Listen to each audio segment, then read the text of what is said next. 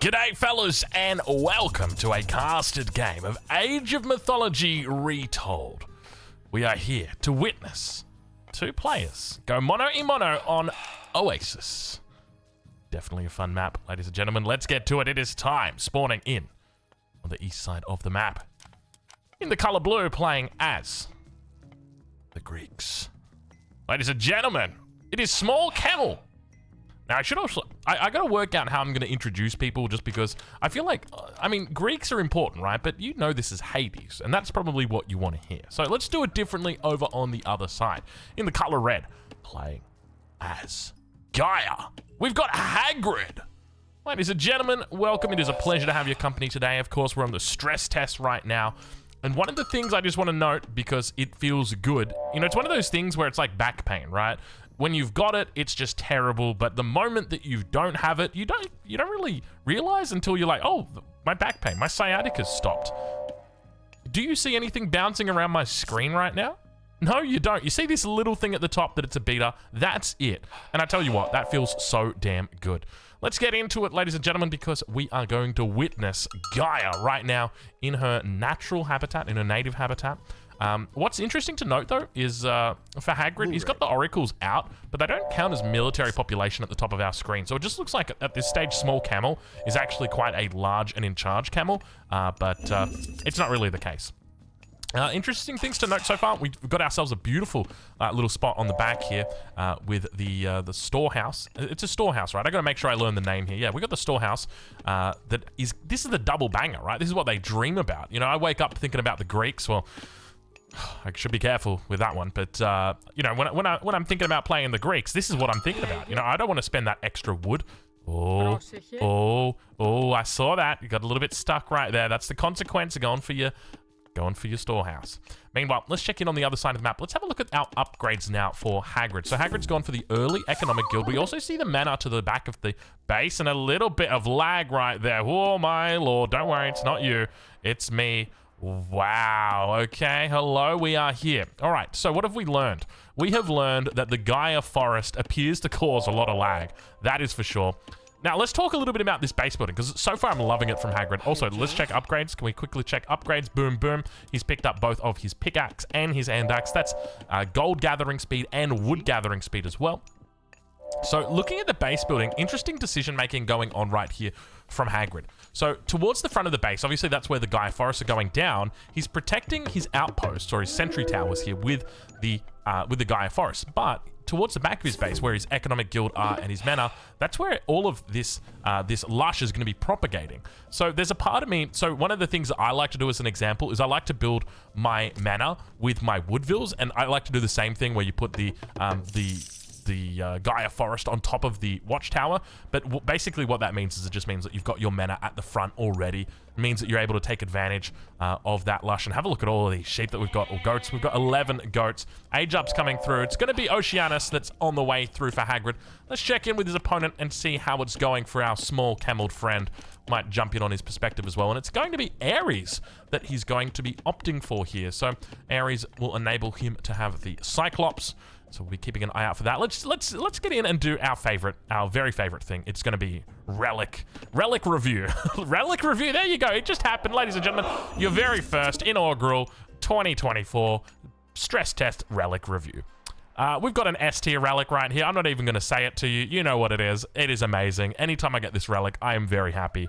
My enemy, not so much. The Kopesh of Horus. Heroes do more damage to myth units. Depends on the civ that you're playing, but overall, like, this is very good for Atlanteans because you've got bonus damage against heroes that's quite low, and that gets very, you know, like you're talking about 20-30% extra damage with this relic.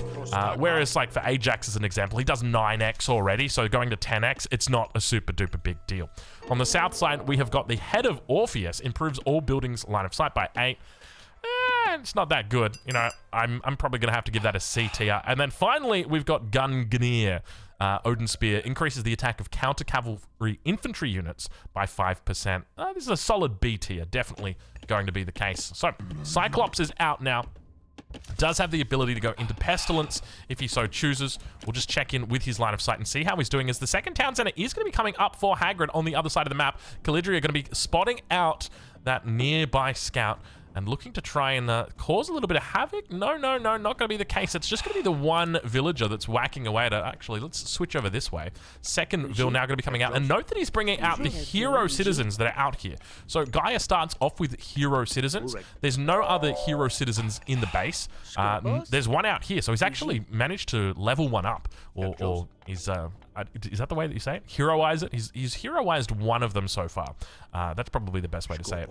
Towards that top side, Ajax now going to be looking to pick up that second relic. Of course, the best relic in the game still sits on this north side. Calidria now going to be coming down. Does he go defensive? Offensive? It's going to be offense. He's going to be looking to put it down on the second town center of his opponent. Look at the damage that's coming through. Each hit here doing close to 50, 60 damage. As long as he keeps hitting the repair, or as long as he keeps building, he should be fine, because Ajax is slowly working down that Calidria. You can see how close he's able to get to it, but I tell you what, if he had managed to notice that a little bit earlier, he definitely could have slowed down the opponent. I think there's definitely a bit of a game in how late you leave it, because you definitely want to be able to kill the settlement, but you don't want to kill it so early where the enemy just gets like a full refund. Anyway, Town Center comes online for both of these players. It's going to be a bit of an economic game here. Channel's now going to be researched as well here for Hagrid. Now, this is part of the new Gaia. For anyone who's playing along at home and is maybe watching AOM Retold for the first time, and you're familiar with Gaia from the original games, but not so much in Retold, let me talk a little bit about Gaia and the way she's changed. The big thing you'll notice is, of course, she's still got her lush about her, but the enemy can now build on her lush. That's the only change. No, I'm just kidding. There's other changes as well. So the other change is your units will heal on the lush. So that means if you take a little bit of damage here on your citizen, bring it back to the lush, and maybe eat some goats, that you'll heal. And it's 1 health point per second. What do we have right there? That's a Sentinel God Power that's coming up over on this secondary town center. Of course, the Calidria trying to be annoying here, maybe looking to drop down another Carnivora, harass some Vils as the third relic now gets picked up here for Small Camel. So that's the first component of it. The second component that you can actually get, I don't know if we're going to be able to see. I'm going to jump in here. Yeah, you can't see it. The channels upgrade, yeah, it doesn't actually show. Maybe let's check the mana. No, it doesn't show.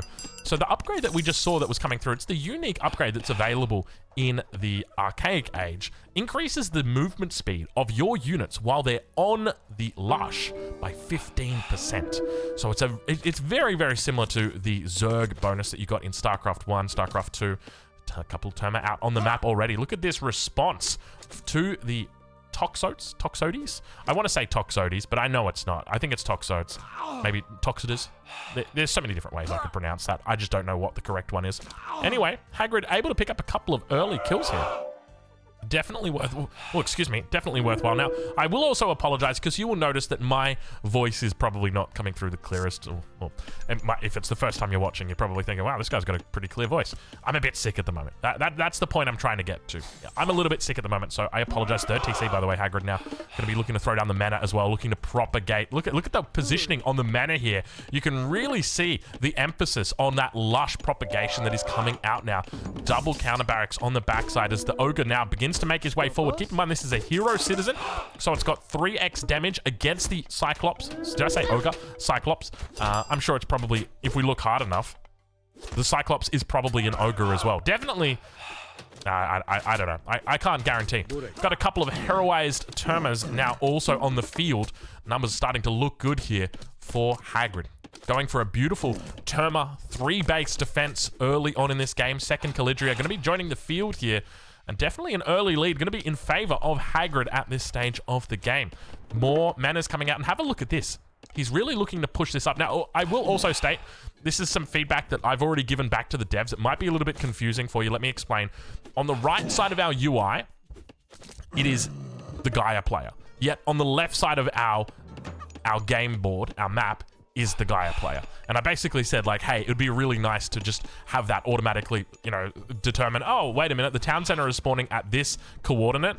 That is, so far X. Therefore, I'm just going to put that on the left side and put this one on the right side. It seems like simple stuff, but obviously I'm not a game dev, so I'm going to reserve my judgment for now. But Terma's now on that top side, looking for a bit of a raid. Unable to find anything. You can see that. Oh, interestingly, that Sentinel just kind of disappears off the map, so you don't actually know it's there. But now, at this stage, it looks like Hagrid might be thinking about going up to the next stage, and he's not going to be the only one who's going to be doing it. It's right on board now with Small Camel, as he did look to pick up that relic, and Hagrid says, no, sir. That relic is not going to be going anywhere. Of course, that's our only S-tier relic in here. He manages to absolutely swamp him with Terma.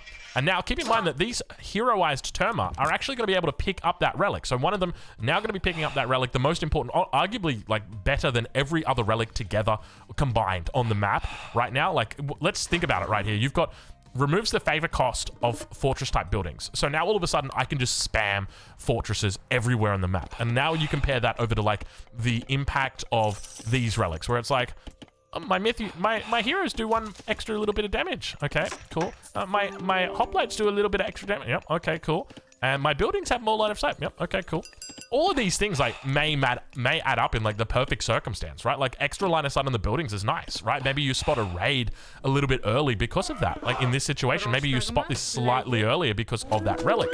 But when you compare it to the game-changing nature of that sledge, I really need to get the name of that sledge down because it's such an important relic. Oh, let me fix that up. There we go. We're talking about Svadilfari's sledge. Is there an I in there? There is. Let's take a look at the age ups. Ray is going to be on the way here for Hagrid on the side of his opponent, though. Have we not yet got the age up through? I thought he almost had enough to click the age up button. No, doesn't look like he's going to be going for it yet. So Hagrid building up a very nice lead here early on with these Terma. Getting out onto the map. Distinct lack of aggression coming out at the moment from Small Camel. We'll say that much, but Hagrid playing it perfectly so far in this game. 3 base Terma looking beautiful. Now, with Raya coming in, that's going to give him access to the Behemoth. That's going to give him access to the Traitor ability. So with that, it's going to be able. It means he's going to be able to turn an enemy unit against itself or against its army, its former owner. So I would normally expect to see that come out once our heroic age is through for our Hades player. Then I would normally expect to see that hero ability used, but you can already start to see Hagrid pushing up now for a 4th town center. Methodical play coming out from Hagrid here. A lot of military units on the field. Score is starting to really build in his favor as well. Now, I will also note that when it comes to the current way that we watch replays and we spectate replays, that there's no way for me to determine whether a game is going to be a good game before I get into it. It is really just a lucky dip process. And if I happen to cast an amazing game, that was purely by luck. The way that it works at the moment is I can only cast games that are live. I can't cast replays. So if I'm heading over to aom.gg to go and download some replays, unfortunately, I can't watch any of those replays at the moment in the test client. It just doesn't let you. There's no way to do it. But on top of that, there's even if your friend is playing a ranked game, we can't even spectate them at the moment. The only way to do it is to spectate one of 20 games that are currently on the ladder. So that's what we're going to do. So I guess just apologies right there in advance if the games aren't up to par. At the moment, it feels like it might be pretty decent. He's going to switch over the Cyclops, picks up the Hippicon, says, see you later, mate. Get yeeted on, throws it into the backside. Toxo's all repaired, all healed. No, it's weirdly showing me strange health values. There we go. Behemoth does go down as well. Couple heroes in the north. Age up is now coming through. What's he going to opt for? It's going to be Aphrodite. So Nemean Lion together with that curse ability. Definitely one of the strongest abilities for the Greeks when they look to get into that fight in the heroic age. But a little bit of a mistake pushing this early. Pushing into the enemy's army this early on while you're aging up, definitely a bit of a mistake. Going to be able to spot that castle. Falls back away from it, or palace rather. Falls back away from it. Definitely the right thing to do. And gold is going to become the commodity that is in hot control right now as Hagrid begins to push in towards the enemy base. 14 minutes into the game, you can feel right now how important it is for that age up to come through. The Terma look like they've been upgraded as well. We're up to medium Terma now, so a little bit of extra damage, a little bit of extra health. Ogre's starting to, rather Cyclops starting to move through. I'm sorry for calling them ogres, I don't know why. They just look like ogres, you know, they got that big baseball bat beaten away. There's the age up, where's the curse? Give it to me, baby. Destroyer's now starting to come out. I don't see it. I want to hear them little pigs oink it up. Is he even going to need to? He might not even need to use it here. Maybe that's the play. Don't actually use it here. Oh, no, he's gone for it. Gets himself a whole bunch of dinner.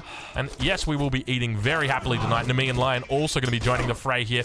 Might be able to get off a couple of stuns. Wants to make sure that he stuns the right area. That looks perfect. Throw it down. Nemean Lion, go. Nemean Lion, go. Nemean Lion, go. Yeah, baby. I didn't see anyone stunned. Okay, there we go. He got stunned and yeeted at the same time. Poor guy. Poor guy. But the numbers here are looking decent. A couple of shades now going to be coming out as well. And all of a sudden, Small Camel is pushing against his opponent, but have a look at the production we have got on the front here for Hagrid. He says, hey, I want you to fight me right here. Completely ignore the other side of the map. I don't want you to think about it. I don't want you to talk about it. I don't want you to worry about all those idle vills that you've just got chilling down on the bottom side. I want you to fight me over here. And that's exactly what he gets. All of these units rallied in towards this position. Plenty more Cyclops coming in. And look at this. The Palace can be taking a fair bit of damage. Keep in mind, they do a lot of crush damage, these ogres. Now, my UI is quite small. Apologies if you can't see it. This is a UI for ants. If you don't like the UI for ants, please leave a comment down below. Say, I don't like being an ant. If you've said, I don't like being an ant, and someone else has said it and you've liked that, I will then know that you're an ant. Thank you. We've now got the third hero coming out. It's going to be Chiron. Watch out for this bad boy. He's got a little bit of extra range on him. But look at the numbers starting to build up. I love this combo that we're seeing out of Hagrid. The fact that he's got the Destroyers in here. Destroyers, these guys are very deceiving. You look at them and you think, yeah, it's just a standard infantry. It's not. It's basically a battering ram. So much ranged armor, or pierce armor as it's called here. We've also got what appears to be a fortress being rushed up as quickly as it possibly can on the defensive. Wouldn't you love that curse right now? Unfortunately, it's already been used. More units going to be rallied in. It's not going to be enough. And ladies and gentlemen, there we go. After 16 minutes. The game is closed out by Hagrid. An absolutely methodical game coming out on the Gaia. Beautiful demonstration today of how to play Gaia. Did a great job of linking up his bases, making sure he's got plenty of lush out on the map. So he's got healing that's going on. He's got that extra movement speed for his reinforcements, or if he needs to get across certain places. He just played it very well. Out on the map, aggressive. A little bit of a skill difference here in the end. We'll try and hopefully get a couple of games that are a little bit closer. But once again, ladies and gentlemen, we have seen the power of Gaia. Anyway, let's take a look at the post game. We can actually do that here in Age of Mythology rather. In Age of Empires, we can't, so it's always a sad state of affairs. So we take a look at the resources collected, and you can see they're both pretty close. They start off on the same 2 TC strategy, only a couple hundred between them, but slowly and steadily as that third TC comes online, you can see how far ahead Hagrid really starts to pull at those later stages of the game. Military unit numbers early on quite even. Little bit of a fight happens and definitely goes in neither player's favor. I think that had Small Camel waited a little bit longer to take that fight, waited for the curse to come, and then took the fight at the exact time as that curse came in, maybe it would have been a different game, because he would have then had tempo in his favor, would have been able to push his opponent off this gold, or rather off this position, then secures his own gold, can get the fortress down in time, then can think about doing other things. But realistically, that would have been it. The only thing that I really would have changed from that angle would have been maybe looking to get up to heroic age a little bit quicker and maybe not pushing until I'm actually heroic. But other than that, we'll leave it there. Ladies and gentlemen, hopefully you've enjoyed this game. And of course, we'll catch you guys in the next one. Thank you so much for watching.